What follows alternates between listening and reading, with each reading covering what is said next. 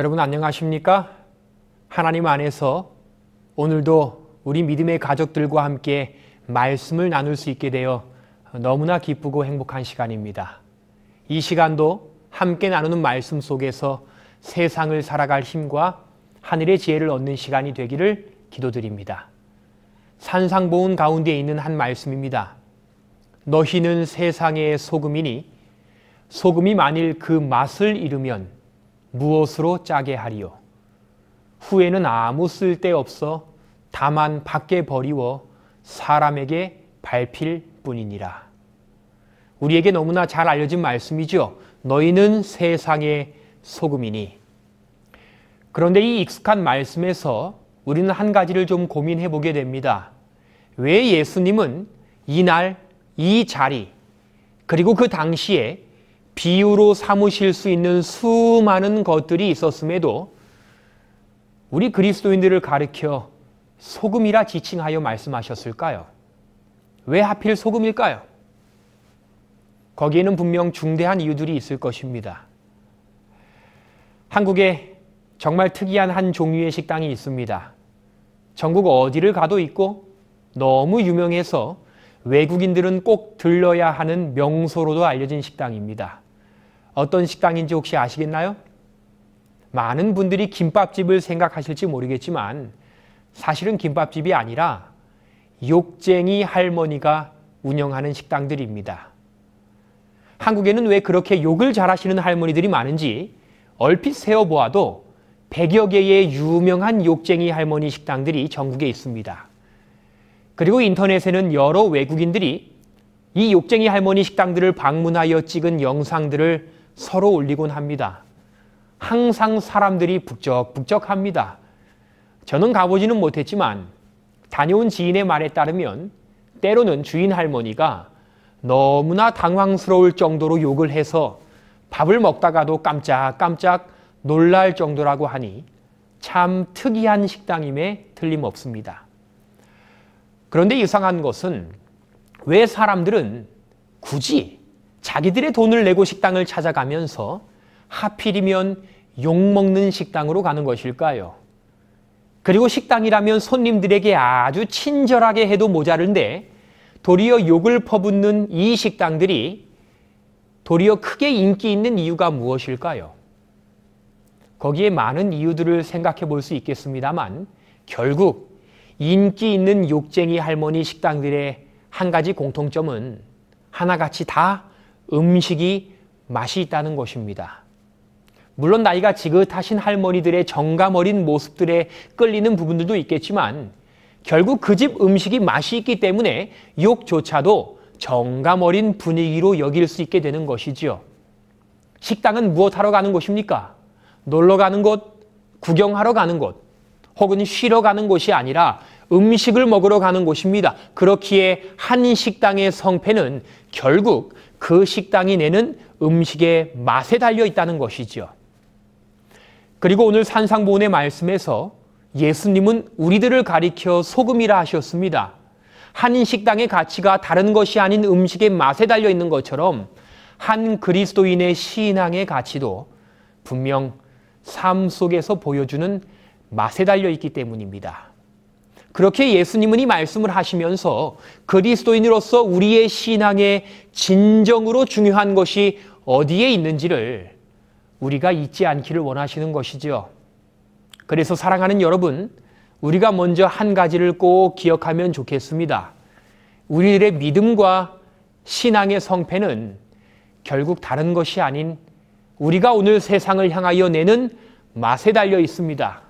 우리가 성경을 얼마나 잘 아느냐, 혹은 무엇을 헌물로 드렸느냐, 그리고 우리가 얼마나 오랫동안 신앙을 해왔느냐를 넘어서서 이제 우리가 매일같이 만나고 대화하고 함께 시간 보내며 사는 사람들, 때론 그들이 아주 연약하고 부족한 사람이라 할지라도 그 한 사람을 내가 오늘 어떠한 정신과 어떤 모습으로 대하고 있느냐에 우리 신앙이 달려있다는 사실을 꼭 기억하기를 바랍니다.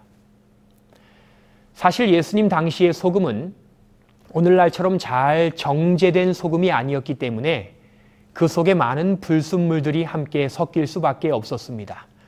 그럼에도 불구하고 그 소금이 본연의 짠맛을 잘 간직하고 있는 소금이라면 그것은 여전히 가치 있는 소금으로 여겨졌습니다. 특별히 예수님 당시의 소금은 두 가지 용도로 활용되었는데, 첫째는 부패를 방지하는 방부제의 용도였고, 두 번째로는 맛을 내는 음식의 조미료로 활용되었습니다. 그리고 이 두 가지 용도는 다 소금 속에 염분이 남아있을 때에만 효과를 발휘할 수 있는 것이지요. 그런데 시간이 흐르면 습기와 또 비로 인하여 소금 속 염분은 점차 녹아내리고 이제 불순물들만 남게 되어 결국 짠맛이 없어지게 되는 것입니다. 사용할 용도가 없게 되는 것이죠. 그래서 성경은 그런 소금을 아무 쓸데없어 다만 밖에 버리워 사람에게 밟힐 뿐이니라 라고 기록하고 있는 것입니다. 그런데 사실 여기서 우리가 중요하게 짚고 넘어가야 할 한 부분이 있습니다. 만일 당시에 소금이 짠맛을 잃어버리게 되면 그 맛을 잃은 소금은 그냥 아무렇게나 버리는 것이 아니라 굉장히 신중하게 잘 처리해야 했다는 것입니다. 그것들은 다른 곳이 아닌 꼭 거리에만 뿌릴 수 있었습니다. 그 이유가 있죠. 윌리엄 매클로워 톰슨이라고 하는 19세기 활동했던 미국인 선교사가 있습니다. 이 선교사는 특별히 이스라엘 지역에서 25년이라는 긴 기간 동안 선교사로 봉사했던 사람인데, 그는 한 가지 특별한 일을 하게 됩니다. 이스라엘에서 본인이 직접 보고 경험한 일들을 가지고 책을 한 권 쓰는데, 이 책은 성경을 더욱 잘 이해하는 데 큰 도움이 되는 책이죠. 그 책의 제목이 The Land and the Book 이라는 책인데요. 이 책은 이스라엘의 지역의 상황과 문화에 맞추어 성경을 해석하는 책입니다. 그리고 특별히 이 책에는 짠맛을 잃은 소금에 대한 한 기록이 있습니다. 이런 기록입니다. 맛을 잃어버린 소금은 단순히 쓸모가 없을 뿐만 아니라 이것이 뿌려지는 모든 장소의 생산력을 파괴했다. 이것이 그 소금을 거리에만 뿌리는 이유이다. 집안에도 마당에도 혹은 밭에도 이것을 용납할 수 있는 곳은 없다. 어떤 사람도 자신의 땅에 이것을 뿌리도록 허락하지 않는다. 오직 길가에만 뿌려질 수 있다. 맛을 잃은 소금은 그냥 가볍게 내다 버리면 끝이 아니라는 것입니다. 오히려 짠맛을 잃어버린 소금은 그것과 접촉한 모든 곳에 영향을 끼칩니다. 특별히 그것이 뿌려진 땅에 생산력을 파괴하고 자라고 열매 맺는 성장의 길을 막아섭니다. 그것이 접촉한 땅은 죽은 땅이 됩니다. 그래서 아무렇게나 방치할 수 없는 것이죠. 그것이 이 맛을 잃은 소금의 특징입니다. 그리고 분명 이 같은 사실은 우리 신앙인들에게도 너무나 잘 들어맞는 이야기이죠. 이 내용을 잘 알려주는 엘렌 화이트의 한 글귀가 있는데요. 마음을 반만 바친 그리스도인들은 불신자보다 더욱 나쁘다. 이는 그들의 기만적인 말과 이도저도 아닌 입장이 많은 사람들로 하여금 길을 잃게 하기 때문이다. 불신자는 그의 색깔이 분명하다. 뜨뜻미지근한 그리스도인은 양편을 다 속인다. 그는 세상 사람도 아니고 신실한 그리스도인도 아니다. 사단은 그를 이용하여 다른 어떤 사람도 할 수 없는 일을 하게 한다. 여러분 기억하세요. 오늘 나의 믿음은 나의 운명에만 영향을 미치는 것이 아니라 나를 그리스도인으로 알고 있는 모든 사람들의 운명에 영향을 끼칩니다. 그리스도인이기는 하지만 맛을 잃은 그리스도인들은 하나님을 전혀 믿지 않는 불신자들보다도 더욱 위험합니다. 왜냐하면 세상의 많은 사람들은 신앙하는 우리들의 모습을 보고 예수님을 상상하기 때문입니다. 우리들의 말 한마디, 우리들의 행동, 우리들의 결정 그리고 표정 하나까지 그렇게 우리들을 통해 드러나는 모습을 통하여 세상 사람들은 예수님이 어떤 분이신지 그리고 신앙이란 무엇인지를 생각하고 확인합니다. 그렇기에 삶의 부분들에서 보여야 하는 아름다운 사랑을 잃어버린 형식적인 신앙인들은 세상 사람들로 하여금 예수님을 떠나게 하는 가장 결정적인 일을 하게 된다는 것입니다. 가장 크게 하나님의 일을 하는 사람도 그리스도인이라는 이름을 가진 사람인 동시에 가장 크게 하나님의 일을 방해하는 사람도 그리스도인이라는 이름을 가진 사람들입니다. 대신 이름만 그리스도인이죠. 그렇기에 오늘 예수님께서는 이 산상보훈의 말씀 속에서 소금을 이야기하시며 우리에게 간곡하게 당부하고 계십니다. 소금이 음식을 가려서 혹은 하고 싶은 때에만 맛을 내지 않고 뿌려진 모든 곳에 동일하게 영향을 끼치는 것처럼 우리들의 삶도 만나는 모든 사람들과 또 그 장소에 선하고 아름다운 능력이 되는 일을 해야 한다는 것입니다. 여러분 잊지 마시기 바랍니다. 우리는 매 순간 어디에서나 하나님을 전하는 전도자입니다. 전도지를 전하고 성경을 가르칠 때뿐 아니라 우리는 말 한마디를 해도 예수님을 나타내는 전도자입니다. 그렇기에 오늘 내가 마주하는 그 사람은 하나님께서 나를 믿고 보내신 영혼들입니다. 그들의 생명 혹은 그들의 죽음이 바로 오늘 우리에게 달려 있습니다. 그렇기에 누구를 대하든지 그리고 무슨 일을 하든지 예수님의 사랑의 모습을 나타내야 하는 사명을 절대로 잊지 말고 살아가라는 것이지요. 그러니 사랑하는 여러분, 우리는 너무나 참기 어려운 때에라도 내 감정이나 나의 속상함이 아니라 예수님께서 맡기신 사명을 생각하며 인내하고 사랑해야 합니다. 너희는 세상의 소금이니. 그런데 그렇게 생각해보면 이 말씀은 한편으론 참 부담되는 말씀입니다. 왜냐하면 매일 매순간 누구에게도 우리는 실수하지 않고 항상 신실해야 하니까요. 늘 모든 사람을 예수님의 사랑으로 대해야 하니까요. 그 일이 너무도 어려운 일이라는 것을 우리가 날마다 경험하며 살아가지 않습니까? 그래서 혹여나 오늘 이 말씀을 나누며 마음속에 조금의 부담이 생길 수도 있겠습니다만 여러분 그렇다 할지라도 염려하지 마시기 바랍니다. 바로 이 글귀 때문입니다. 하나님께서는 세상 사람들에게 구세주를 올바르게 증거하도록 우리를 도우신다. 하나님은 우리를 도우시는 분이십니다. 그분은 우리에게 세상의 올바른 소금이 되어야 한다고 말씀하실 뿐 아니라 이제는 그 일을 충성되게 할 수 있도록 우리를 도우시겠다고 약속하셨습니다. 무엇보다 이 기록이 참 힘이 되는데요. 하나님께서 하라고 명령하신 것은 무엇이든지 그분의 힘을 의지하여 이룰 수 있다. 그가 명하는 모든 것은 다 할 수 있는 것들이다. 할 수 있습니다. 우리는 충실한 소금이 될 수 있습니다. 그분이 돕고 할 수 있다고 말씀하시기 때문입니다. 몇 년 전 기독교 방송에서 방영되었던 부르심의 소명이라는 한 프로그램이 있습니다. 어려운 가운데에서 사명을 가지고 충실하게 사역하는 신앙인들을 소개하는 프로그램인데 하루는 전라남도 한 조그마한 순복음 교회를 섬기는 나요나라는 목사님에 대한 이야기가 방영되었습니다. 이분의 이름도 참 멋지죠? 나요나 목사님. 그런데 이분의 삶은 더욱 멋집니다.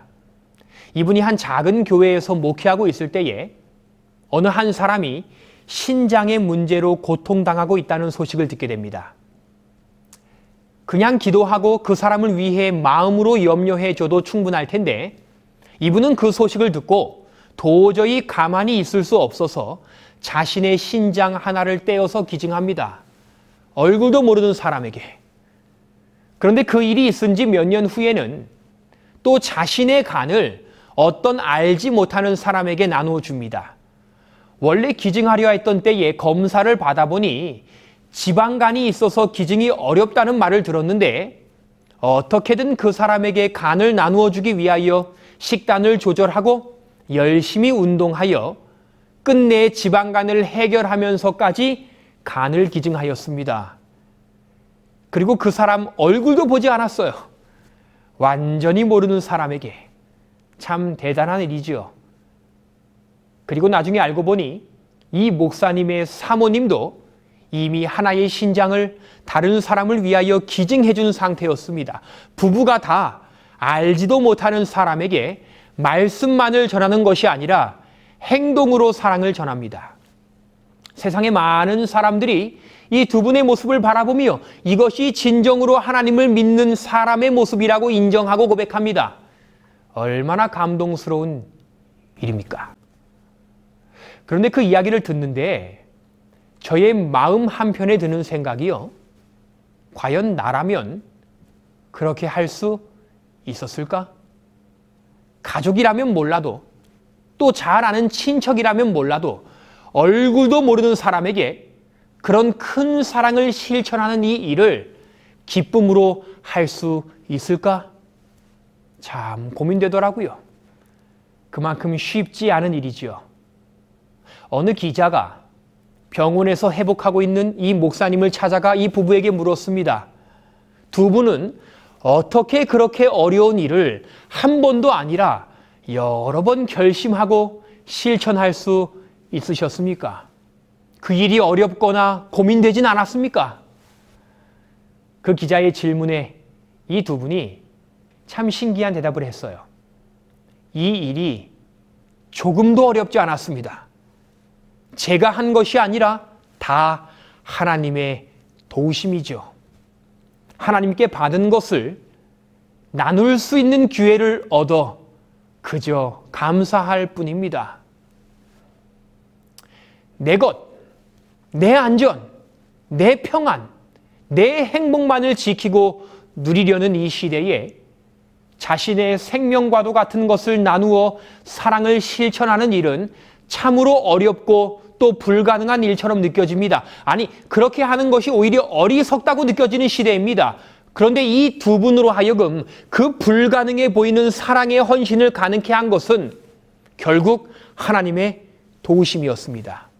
하나님의 인도하심이 있었기 때문에 이분들은 이 일을 할 수 있었습니다. 사랑하는 여러분, 지금 세상은 참으로 이기적으로 바뀌어 버렸습니다.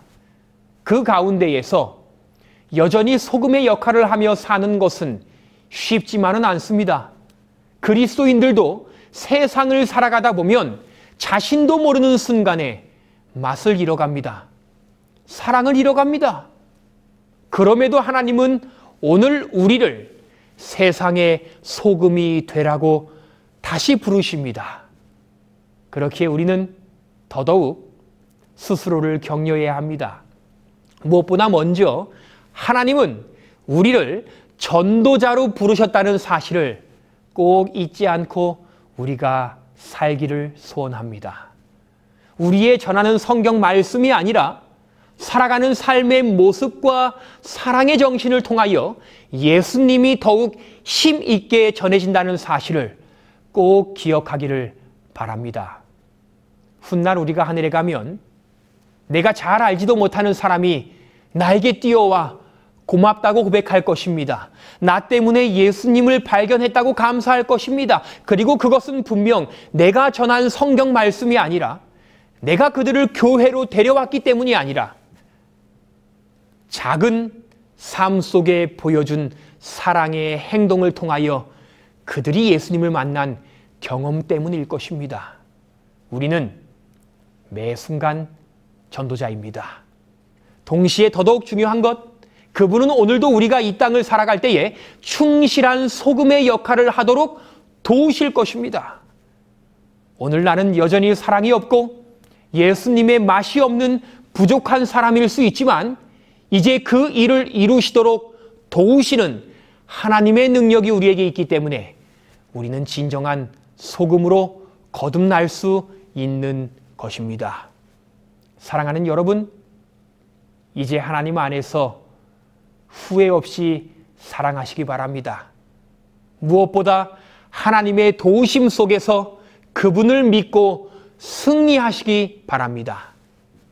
그렇게 우리에게 맡기신 소금으로서의 본분에 충성하는 저와 모든 분들의 삶이 되도록 간절히 기도드리겠습니다. 본 영상을 보시고 신앙 상담을 희망하시는 분은 화면의 전화번호로 연락 주시기 바랍니다.